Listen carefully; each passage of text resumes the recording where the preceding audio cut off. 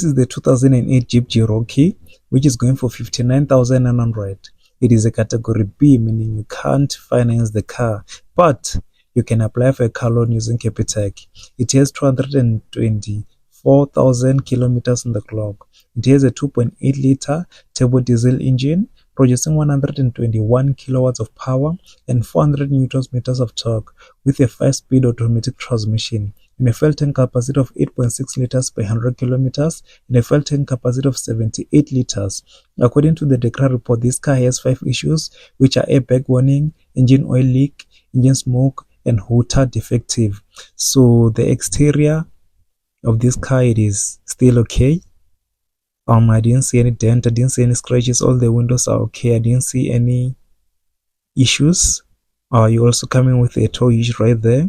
So when it comes to the interior, you have your steering wheel, your old fabric seats, air conditioning, CD player. There's nothing too much about this car, man, but it is quite clean. As you can see right there, you're also getting an armrest. There's nothing too much about this Jeep, but exterior wise it is still okay.